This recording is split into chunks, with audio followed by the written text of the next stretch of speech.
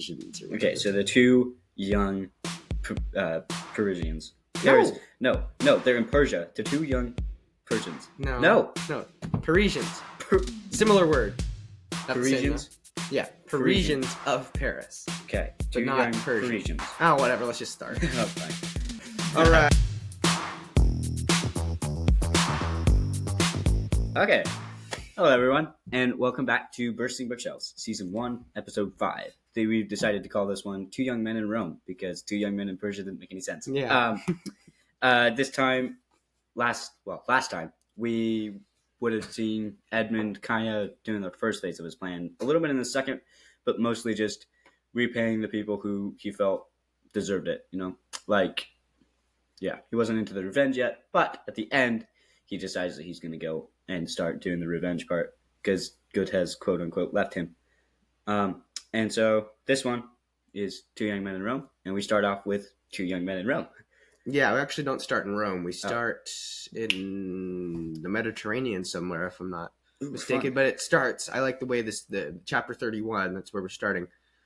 I like the way it starts. It says near the beginning of the year 1838. So it's kind of a new leaf of the book. Yeah. It's a new section. We're about a third of the way through, a little further than a third of the way through. Yes. And we're turning over a new leaf. We're not talking about Edmond Dantes anymore. We're going to be talking about someone else who was Edmond Dantes, but kind of changed. So he's not really anymore. Ooh, the All Count. right. I know that guy. Yeah, we'll get there. So near the beginning of the year 1838, Okay. two young Parisian aristocrats, not Persian, Parisian, of Paris. Their names are Franz d'Epinay and Albert de Morcerf. They decided to go to Rome for a festival, for a carnival. There's a carnival in Rome, I guess. And we'll get into that a little bit more. It's kind of an interesting thing. Yeah. All right, so before they go to the city, before Franz goes to the city to meet his friend, Albert, he detours to go hunting for goats on the little isle of Monte Cristo in the Mediterranean. And this island is known to be a hub of smuggling activities. Ooh. On the island, he does, in fact, encounter smugglers and their leader, who is an extraordinary man who calls himself Sinbad the Sailor. I've heard of that guy. Yeah. Remember, he's the guy who helped the Morels. He's the one who gave this letter to Julie Morel, that sent her to that pouch full of riches, that diamond and some other stuff. So this Sinbad the Sailor invites Franz to dine with him in an unbelievably rich palace hidden underground on the island. So, Sinbad the Sailor's been busy. Yeah. A palace on Monte Cristo? What? That wasn't there before, was it? Or dig a hole. It was like... Okay, so Franz, who's a fairly adventurous fellow, he agrees willingly. He is blindfolded and led into an Oriental extravaganza. It's quite the place, apparently. Bro Loki gets kidnapped. He's just like, yep. Well, he didn't get kidnapped. Cool. He decided to go. He could have refused. I was about to say, he got blindfolded. It's basically... Well, yeah, he didn't... The Sinbad didn't want him to know where it was on the island. And they said they've looked for it. The people, his sailor buddies, they said they looked for it, but they've never been able to find it. Sinbad's place or Sinbad's palace. Okay. So there he is greeted in the palace by a very pale man, who's also very eccentric. And he's in Oriental clothing. So Oriental would be like Middle Eastern, Turkish, that sort of thing. Yeah. So they dine together and Franz spends the night. So then just a quick note, this chapter will most likely be rated R. So just please proceed with caution. Anyway, on to chapter 2. If you read the book. If you don't, then don't worry. If you read this copy, I guess, because I don't remember. If you read the unabridged version. Yeah, if you read the abridged version, then you're good. I mean, I don't know. I don't know what they edited out. Anyway. Okay, hold on a second. Yeah, chapter 32 is... so we're on to chapter 32. Franz awakes outside of his hidden palace. So, they took him out while he was sleeping, so he still doesn't know where it is. Yeah. He looks very carefully, but he can't find it. So his strange host is gone, his boat fast disappearing over the horizon. Franz leaves the island, goes to Florence, and then to Rome to meet Albert. So there, he meets up with Albert, and they go to the hotel of Signor Pastrini. And they rent rooms on the same floor as an extravagantly wealthy man of uncertain nationality named The Count of Monte Cristo. the Count of Monte Cristo. Yes. Oh man, the plot thickens. Yeah. So, but Franz, he doesn't bat an eye at the mention of the island. He just spent a most curious time on. Yeah, he's just like, wait a minute. Yeah, his Like, mind must be going nuts. Normal but- people would be like, wait a minute. I think I've heard that before. He would just like, whatever. Okay, so after discussing the difficulties of obtaining horses to pull a carriage around the city for the carnival, they go to bed. So apparently, all the horses in the city were rented, Yeah, I remember so there that weren't part. any horses. That part was kind of funny. I was Yeah. so lost. Like when I started, like this part specifically, this in the version that I read, I think it would have been split up into a few different parts, and this part starts off with just these two guys, and they're just talking about how they're going to get a horse, and I was just like, "What? I am so confused. What does this have to do with the story?" And then Yeah, being abridged is kind of rough. I don't like abridged It's books. kind of annoying. I'm liking how I could go on a tirade about it, but I'm not gonna. Okay. Anyway, Thank you. yeah. Chapter 33. Next chapter. So the next morning, Franz and Albert go out to sightsee. That evening, they plan to go to see the Colosseum, and Franz is planning to take Albert on a bit of a roundabout way so that they get there and they just like come around the corner and there's the Colosseum, because Franz has been here and he wants to give the full effect of the majesty of this place to Albert, who has never been here before. Oh. So, however, Signor Pastrini tells them about an extremely successful bandit named Luigi Vampa in the region of Rome, who their proposed route to Colosseum would put them in danger of meeting. So this Luigi Vampa, he kidnaps people and then threatens to kill them, and actually does kill them if a ransom is not given to him. Yeah. So a bit of a ruthless fellow. So Pastrini reveals that he knew the bandit and knows his life story, which he relates in detail, from his humble beginning as a shepherd on a nobleman's estate, to his accuracy and superb aim with a gun, to his chance meeting with a traveler named Sinbad the Sailor, to his rise as the captain of a smuggling gang, to his ruthless methods of extracting ransom from those he captures. Yeah. So yeah, this fellow has quite an interesting backstory. We're not going to read it today, but it's in the book and it's quite interesting. One thing that gets me though is like, how did Franz not recognize his face? The Count of Monte Cristo? Yeah, Well, because he just spent the entire night. he hasn't guy. met him yet. Oh, I see. I was going to say He's what? he's going to meet him, and then he's going to recognize him. But Right. well, Whoops. Sorry. Spoiler. yeah. Oh no. We're not very good at keeping spoilers around here. Edit that part. Edit that out. Anyway, chapter 34, next chapter. Franz and Albert go to the Colosseum and arrive without incident. They kind of change their route so that they lessen their chances of meeting Monsieur Vampa. While a guide takes Albert around, Franz, who has already been there and is a little bit less overawed than Albert, he takes his ease at the base of a pillar in its shadow. As he sits there, a well-dressed gentleman, unaware of his presence, appears and waits nearby. Soon, another man drops through a hole in the roof, and the two have a quiet discussion about the freeing of a criminal about to be executed for giving aid to Luigi Vampa. Oh yeah. So by the dialogue, Franz, who can hear this whole thing, he deduces that the man who dropped from the roof is Luigi Vampa, and he doesn't want this guy to get executed. His name is Peppino. But he doesn't want him to get executed because he's loyal to him. Like, he helped me get food. I'm not going to let this guy be killed. Right. The other man's voice startles him. It is the voice of Sinbad the Sailor in the palace of Monte Cristo. Hot dog. So, like, we're just seeing all sorts of connections. Poor Franz's mind's about to explode. Yeah, he's like, there are these different threads just everywhere, just all pointing to the same person. So the one who sounds like Sinbad says that he will free Peppino without Vampa doing anything desperate. Vampa was pretty much just going to put some men in the crowd with daggers and then have them attack midway through the execution and grab Peppino before he could be killed. Wow. So, but this guy who sounds like Sinbad says that he will free Peppino more diplomatically than that. Yeah, right. Not necessarily any daggers involved. And that Vampa will know that he succeeded by the fact that he will hang his seats overlooking the execution place with a specific color and texture of cloth. So like yellow and red crosses or something. Yeah. All right. So the next day at the opera. Oh, did you have a thought? Do you have a thought? I thought I did, but now that you said it, I it's hate gone. that. It's good. Yeah. I'll remember it at some point. Okay, probably like in 3 chapters or so. Yeah, probably. All right. Anyway. About that. Oh, yeah, that's what I was gonna say. He's like the Count of Monte Cristo. I kind of like that. He's on the vengeance part now a little bit more. No, we don't know this. We don't know that this is the Count of Monte Cristo. So. Oh, whoops. Sorry. There goes another spoiler. Well, dang it.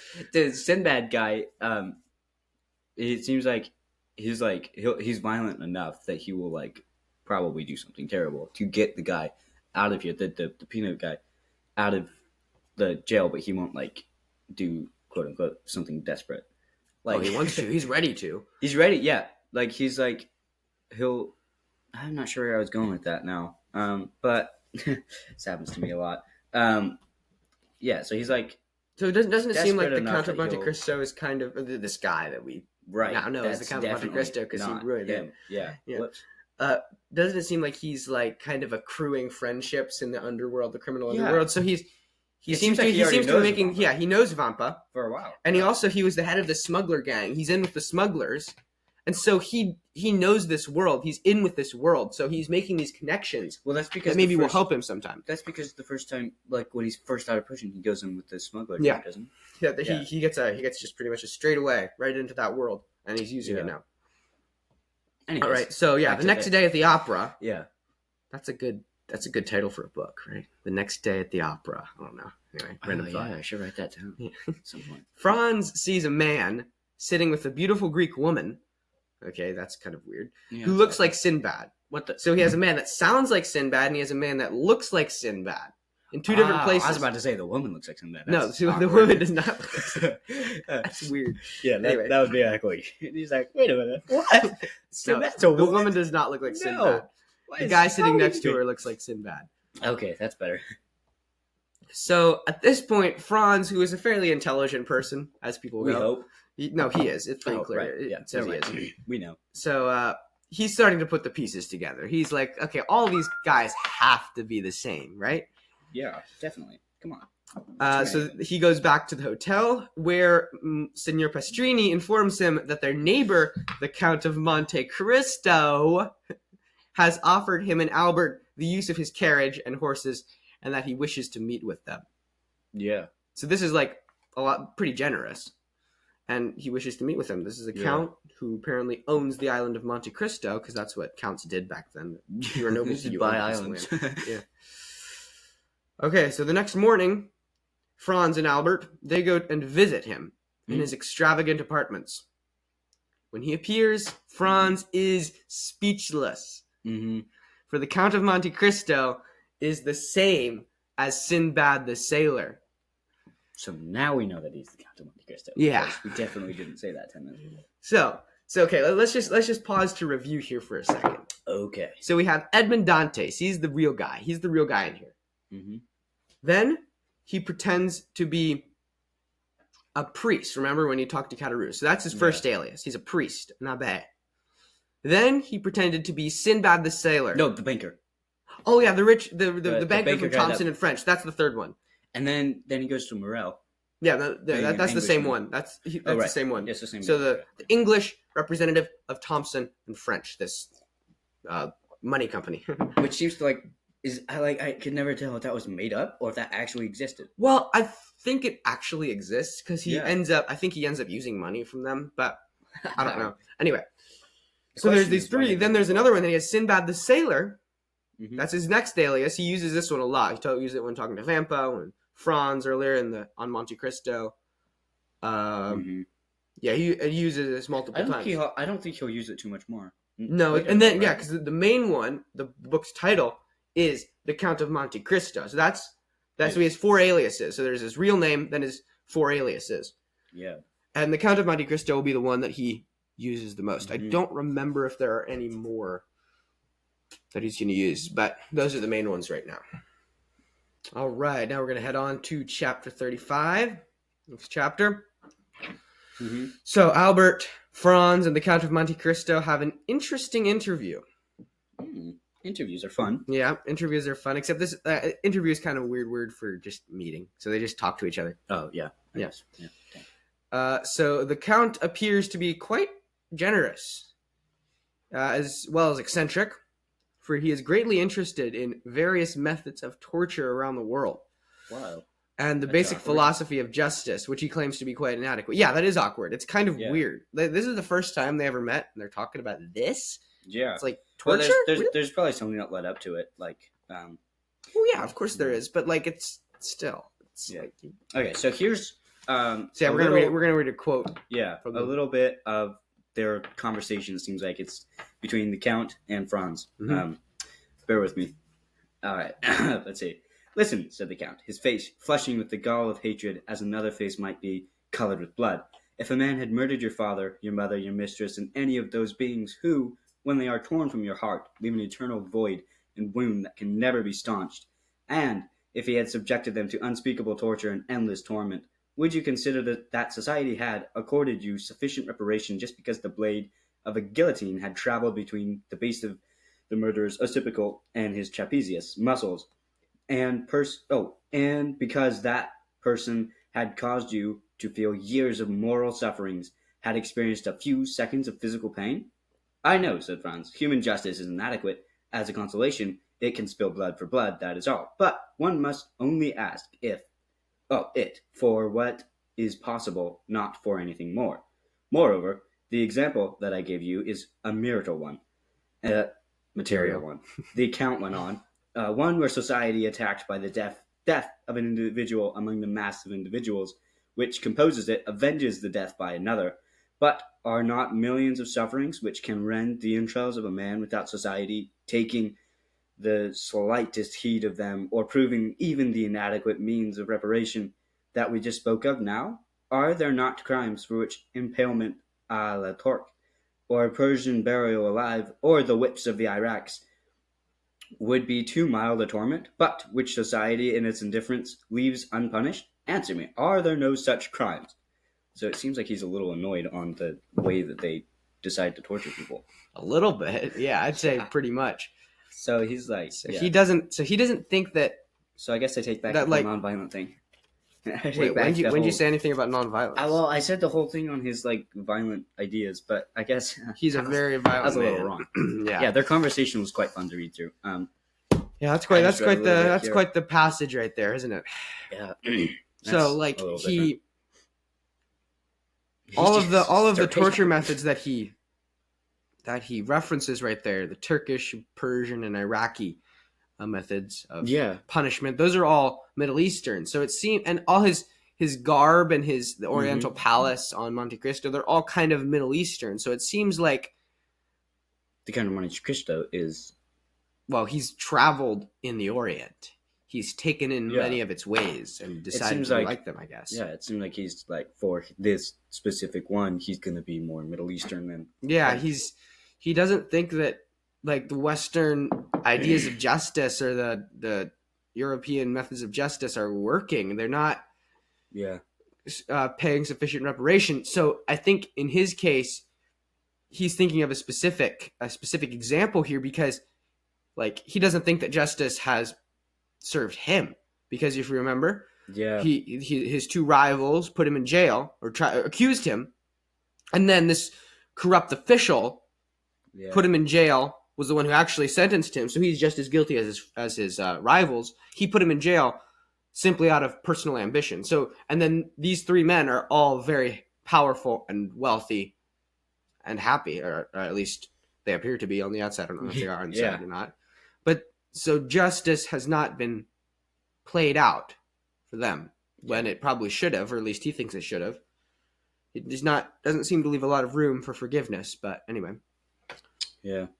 So, Pretty interesting how after that they start talking about dueling on that whole thing. oh, And they it do, seems they like- do, they do So start talking after about that, dueling. then Franz is like, so like, what do you think? He's basically, oh yeah, so he's basically like, so would you not tolerate like dueling or anything? And he's like, oh, that's that's a different thing. And so then he goes on this whole thing about how dueling, you either duel with a sword or a gun, and you either like, yeah, Well, so he thinks that how dueling is maybe a good Um, way to just do like little peddly disagreements. Like if he trod on my hat and when I dropped it, like, okay, I'll duel him. But if he like killed my father, then he's not good for. He doesn't like dueling them because it's not satisfying enough. Yeah, in the book he's like, make no mistake, I should fight a duel for a trifle, an insult, or a contradiction, a slap, and all of them more merrily for knowing that thanks to the skill I have acquired in all my physical exercises and long experience of danger, I should more or less be certain of killing my opponent. So he's like, yeah, I mean, as long as it's a minor thing that, but he still doesn't think that it would work on the large scale for big crimes. Yeah, he's only like, if I can win. Yeah. All right, so after this conversation, they go to see the executions of Peppino and the other man, which in this time and age are considered public spectacles. So there is just crowds and crowds and crowds and crowds of people who are watching, who can't wait to watch these two men be killed. It's like that was the podcast that I listened to that I really like. Every time there's like a little thing in there that says something about an execution or something, everybody in town is like, this is the most exciting thing that's happened all day or all year or all month or something. Yeah. I'm going to go to this execution. It was like the entertainment of that century was people which is just dying. Terrible, I think. And it's like, why? Why was that something that everybody's like, oh, yeah, it's Saturday morning. Ooh, another execution. Let's go. Buy your tickets, buddy. Make sure we're right in front. It's like a concert nowadays. Oh, everybody's like, Anyway, the Count informs them on the way. Mm-hmm. Actually, no, I think it's still back in the hotel. But anyway, he informs them quite nonchalantly that he has heard that Peppino will be pardoned and freed before he can be killed. Mm-hmm. So, like, he's the one doing it. Franz knows that, but no one else does. So as they go, Franz notices that the place where the Count will sit is hung with a specific color and pattern of cloth that was agreed upon in the nocturnal meeting to show that Peppino would be pardoned. So this means that the Count of Monte Cristo, who is also Sinbad the Sailor, is the same as the man in the nocturnal meeting with Luigi Vampa. Yeah, Luigi. Mario's brother. No. Italian bandit. I know, I thought it was funny. Yeah. It both Italian. Yeah. Connection. So the Count invites them to sit in his seats with him. It's actually some rooms in a building overlooking the place where the execution will be. So they go in there with him, and the execution goes forward. Peppino is released, and the other man is brutally butchered before a rapt crowd. What? An extremely repulsed Franz and Albert, and a gruesomely satisfied Count. Wait, the other man. What's the other guy? His name was Andrea. And he was being executed for murdering the priest that had brought him up since childhood. So, like, maybe he deserved it. Like, why would you murder a priest? Judging especially people, I don't know if if was like not. Basically your father. Like, why would you do that? Yeah, so he was a bad guy. Disappointing. And Peppino was going to be guillotined. They just blade to the neck. Yeah. But this guy, he was like kind of just butchered, as I said. That's the example of the guillotine falling between the two. Yeah, the occipital and the trapezius. Very hard to pronounce muscles. It's like, there's no way that, like how? And that would have been just like normal. It was just like, oh yeah, it's this one was worse. So I had the one that Andrea got was quite a bit worse. Like, and the crowd loved it. Basically. But Franz and Albert did not. They were all like, yes. The crowd was like that, but Franz and Albert, they almost fainted. It was so terrible to watch. Yeah, green around the edges. And the Count is like gruesomely satisfied, as I said. He's like, yeah, this is right. This is good. He's like, this is much better. Anyway. All right, so that's the end of the chapter. On to chapter 36. Franz and Albert are greatly affected by the execution and take some time to recuperate before going out and shaking off their this thing before going out to the carnival. Yeah. So according to Italia.it, the Roman carnival is, quote, celebrated in the period of the year preceding Lent and boasts an ancient history. It's the ultimate celebration of the people in which the rules of daily life are temporarily suspended, giving way to the imagination. And how this works, I think, is people just like dress up in outlandish costumes and run around the streets screaming at each other and It's basically pelting like, each other with whatever they can get their hands on. it's And, basically like nowadays Halloween, but like a little bit more extreme. yeah. France was like, that's boring. Let's do this instead. Well, this wasn't France. This was Italy. This was Rome. Yeah, even better. Yeah. All right. For a while there, I thought it was what was it? I thought it was Persia. Persia. Yeah. The Parisian really felt there through him. Yeah. Anyway, so all these people in fanciful words. costumes, Difficult. and Albert, who really wants to fall into a romantic relationship. This guy is like searching for love in Italy, and he hasn't the found it poor yet. guy. I know. So he sets Oh, to I feel flirting so with a bad for him. beguiling person in a clown suit. Oh no. So this flirtation goes on throughout the next several days of the carnival. Franz and Albert are allowed by the Right. Count to Yeah. continue to use his carriage for whatever they want. So the Count's like, I have like 4 carriages Go here. for it, my Just dude." take them. Just go. He's like, why not? Yeah. We got time.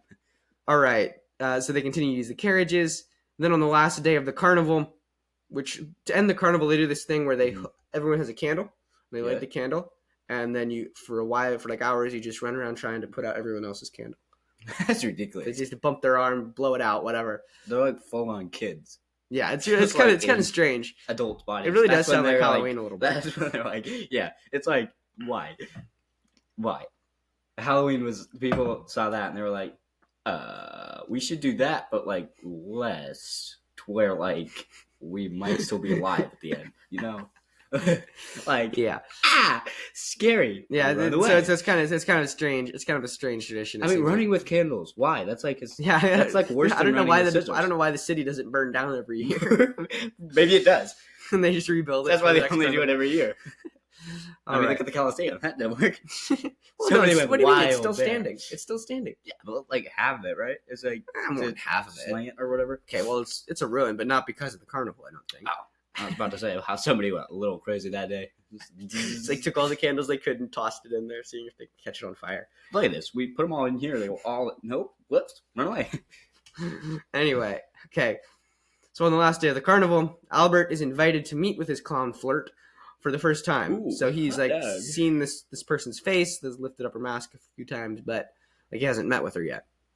He's like, So yeah, he wants to get in on this. So just as the festivities are ending, he slips out of the carriage and a clown appears and leads him away. So the man. imagery in this book about the end of the carnival is quite interesting. Like, so Dumas talks about everyone's just yelling, running around, trying to put out the candles, just having a wonderful grand time, and then all of a sudden, like it's all over, and everyone just puts out their candles, and it's just all quiet, and everyone's just walking away silently, and it's from like happiness just like to sadness, just that quick, and Albert slips out of the carriage and walks away with his clown. wow, that's kind of crazy. Yeah, it's just kind of like- it's kind of a zany, just weird thing where the whole city is just all of a sudden just Go quiets crazy, down, crazy. Yeah, and from 100 to 0 really quick. yeah. All right, so this is not the end of the Albert story. In the Albert and Franz story, we're going to see more about Albert. He gets kidnapped. Bruh, talk about spoilers. Wow, you're gonna have to edit Oh, that part man. out for sure. Yeah, no, we're going to keep it there. We're going to spoil it for everyone. Hot dog. So, Congratulations. quick note here. When earlier when Senor Pastrini is talking to Franz and Albert about the bandits, yeah. Franz is taking him seriously, but Albert is like, this is ridiculous. There's no such thing as Oh, yeah. Italian bandits. You're ludicrous. And Senor Pastrini just can't handle that. He thinks Albert thinks Yeah. Albert is ludicrous and maybe a little bit insane too. So we'll Yeah. see where that leads Albert. His last name is like episode. D. Mercer or something, right? De Morcerf. And so okay, yes. So So- De Morcerf, he would be Fernand and Mercedes' son. And so Right, the Count yeah. of Monte Cristo, like, kind of, it doesn't know what to. He like is looking at him all the time because this is his fiance's son. He's like, D. Mercer, huh? No, I've he heard knew that that. name before. No, he knew that. Why do you think he's being so generous to them? He's not being Oh. generous to everybody. He's being I generous read the to them abridged version. I don't because know. he wants to get in on the Parisian society, and he knows Yeah, about Albert. I'll have to borrow this after you're done reading it. All right, yeah, we can Yeah. work something out. All right, so now we're on to the characters section of the episode where we just talk about how what the characters Yeah. are doing, who they are, how they've changed. So we're going to start with Franz d'Épinay. Mm-hmm. Okay, so by the way, d'Épinay, I don't know if they mentioned this earlier in the book, but this is the name of the general. If you remember, this was the name of the general that was in a Bonapartist club and was later found killed. So this would be his son. Yeah, this will be important a little later. So just put that in your back pocket. Okay. So yeah, Franz d'Épinay, he's a brave man and shrewd. He's like if Edmond Dantes wasn't the protagonist of this book, at least for this section, Franz would be. Franz is the protagonist of this section pretty easily because he has all sorts of likable traits. He's kind of quiet but really smart, shrewd, brave, likable. He's just a likable fellow, and he's always looking to try new things. He's a nice guy. Yeah. So I wrote that for chapter 31. And he's a little more careful than Albert. Yeah, and he's a little bit better at disguising his feelings in chapter 32 than Albert probably is. So, or would have been. Yeah, so in chapter 32, like you said, Franz is good at disguising his feelings because he must have gotten a real shock when Monte Cristo was mentioned. Yeah. All right, chapter 33. Like intelligent, lovable, and brave man. Like gone crazy. Yeah, Albert's a little bit. Albert's a little bit. He has a short fuse. It seems like he just goes off all the time, and he wants to have adventures. Ooh. Maybe he's a clown. Yeah, he has a short attention span. Oh, that's good. Anyway, so in chapter 33, he's just a fairly likable fellow. That's pretty much what I wrote. And then all I wrote for him in chapter 34 is that he's very clever. Yeah. He can put the pieces together. Conniving. Yeah. Not conniving. Not conniving. Conniving's in a bad way. But he's very clever. He can just put all the pieces together and figure out without having to be told. Yeah. Or decked over the head with it. Doink. Yeah. Who this guy is that he's wondering about. Ouch. So he's thoughtful, intelligent in 36, and he's a little bit more reserved than Albert, who is quite flamboyant and who speaks his mind rather plainly. All right. Mm-hmm. So now we're going to do Albert de Morcerf. Talk about him a little bit. So in chapter 32, he's carefree, maybe a little bit naive.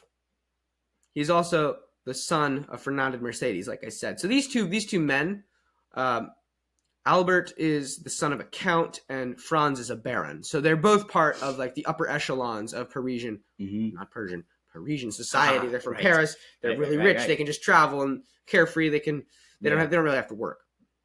Yeah. Since it's just like Yeah, this was they were like really fair. They were like me. Like you? Yeah. Well, they were older than you. Well, no, me. Yeah, but I mean like me in the sense that they wouldn't have like pressing stuff to do, Like other than this is like pressing. Well, but, yeah, like, they have they're older than me in the way that they wouldn't have to do school anymore, but like they're still like and school would have looked different for them than it would for us. Yeah. It would have been like you'd go off to boarding school for like years. Or you'd be tutored. Or you'd be tutored, yeah. A governor. They would probably would have been tutored.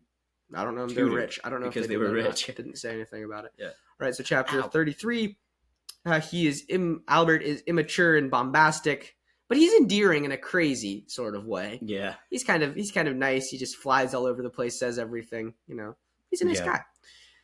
So, in chapter 34, Albert wants to find a romantic relationship, but he's finding that the women of Italy do not want to leave the men that they've got. Yeah, so he's rather foolish too. He's just looking around all the time for a woman, but he can't find any. All right, so in chapter 36, using those fake binoculars. He uses binoculars to just stare at women at the opera instead. Whoa, that's weird. Yeah, so he's handsome in chapter 36, and he's somewhat of a ladies' man. He's really trying, not kind in of, the way that really, he wants to have a girlfriend, not in the way that it's like he's like unbelievably handsome, and everybody's like, oh my gosh, I gotta. Well, that too. He's fishing around pretty clearly. Like there's that one person. All right, so now we're on Dantes, the Count of Monte Cristo, Sinbad the Sailor, the Abbé, the man from England, from Thompson and French, whoever you want to call him. But we're on to Dantes. So, chapter 31. So, Dantes is the Oriental host on Monte Cristo. We've established that. Yeah. Pretty clear. So he's obviously changed immensely, immensely since we last saw him. He's been traveling in the Middle East, which is kind of random. Yeah. And he has picked up its ways. Also, he has built a hidden palace on the island of Monte Cristo, which I is think kind of would odd. have been done by his like servant guy. The Jacopo? Yeah. Well, he probably oversaw it. Because after he left the smugglers thing, that guy stayed with him, and he at least in the book that I read, he got referenced again a couple times. Yeah, we're gonna see Jacopo. There was one other guy that is also his servant. That while they were with the one that can't speak. Yeah, so we saw a guy, a Nubian, that guy African named Ali, who was dumb, mute. Yeah. So he would have been the guy that would have been serving them on when Franz was at his thing, and he was like, "What is that with this deaf guy?" He's not deaf, mute. Yeah, he's mute. Yeah. So. I'm a little bit down. You're at chapter 31. You were talking. Yeah. Okay. About. So now I'm on to chapter 35. Whoa. So we know that the Count is Dante's as well. So the Count, Sinbad, Dante's, all the same. Yeah. So, he's traveled around the world. Mm-hmm. He's taken time to study and partake of some of the customs other than the French. Yeah. The torture methods, for instance. Specifically that. He seems to be very overly interested in justice and torture, which is like a little bit. Wasn't there something about, or is that later? Something about poison. Yeah, we're gonna get to poison. Okay, so that's later. So that's a spoiler. Yeah, that's a spoiler. Poison. So his acting has gotten better. I mean, for the most part, it still breaks down at times when he has to interact with Albert because son of his girlfriend. Not that Albert picked it up at all. No, not that Albert. Franz does. Yeah, Franz does. Franz will. In the next section, we'll see Franz. He whoa, that's kind of weird. Anyway, he's like, what is it with this guy? Why won't he shake Albert's hand? I don't know. But oh, right, yeah, he didn't shake his hand ever. He was always just like, yeah. Anyway, spoiler. All right. We are bad at this. All right. Anyways, moving on. So yeah, his naivete is completely gone now. He, at least in this part of the book, he is pretty much seen as a sort of all-knowing, all-powerful person who can do whatever he wants. He freed Peppino pretty much just by magic. At least it seems that way. Mm-hmm. So his naivete and his simpleness is all gone. He's a bit of a snake, quote snake now. Yeah. Yeah, he's all cold vindictiveness. Mm-hmm. So he's now part of the nobility because he bought an island. Hot dog. Yeah, and he's not part of the common folk anymore like he was when he was born. So he's quite the opposite from what he was before. Bitter and not good-hearted, calculating, we shall see this later, and not innocent. He's a doer and not one who accepts his fate. So when Dantes was in prison, at times he just accepted his fate from God, kind of. That's how it was. Oh, yeah. But now he's deciding to change things, to almost take the part of God a little bit in people's lives to hand out justice. We're going to see that later. So yeah, he's not going to accept his fate as it is. All right, chapter 36.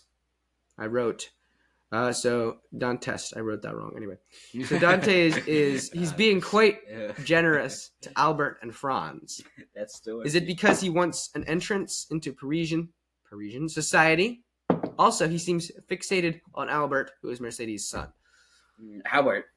Yeah, that's another thing. Albert's not put off at the fact that this. Yeah, Albert, on the other hand, is pretty much just quite naive. He can't really tell anything. Still empty. No one put any more in there, did they? Yeah, no. Anyway. It's still empty. So several times, Albert and Franz offer or say they will host Monte Cristo in Paris, and he says he'll take them up on it. Yeah, and he will. He'll go to Paris. But Franz doesn't live in Paris, right? They both do. Okay, but I thought they're both Parisian. We've gone over this before. Right, not Persian. Parisian. Yeah, they both live in Paris. Say, right? Yeah.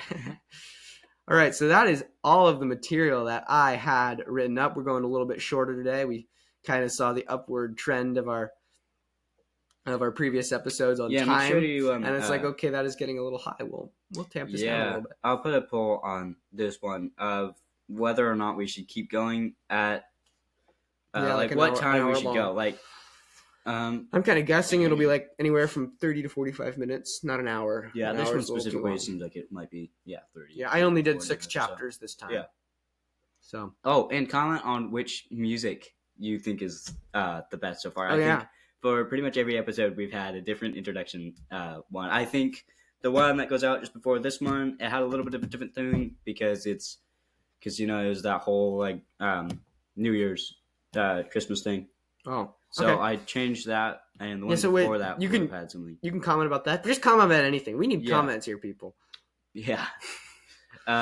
Also, we realized we have somebody in Russia who listens to this, so thank you. Or at least listen to it once. Definitely, yeah, at least once. Well, Maybe they just listen to the intro for 30 seconds. We don't know that. maybe, I don't know. But if you are from Russia and you're listening to this right now, thank you. And I don't know how to say thank you from Russian. Do you know how to say thank you in Russian? I'm learning Russian, but You don't know how to say thank. Oh, come not on. yet. No, they don't teach you full words yet. Duolingo doesn't teach you how to say. Not thank you yet. No, I'm still learning like letters and like how they go Okay, together. because it's not Latin based. Yeah. Anyway, whatever. Yeah. All right, guys. Thanks for listening. Yeah. Come again. See you Comment. next time. Follow the show. See ya. Have fun.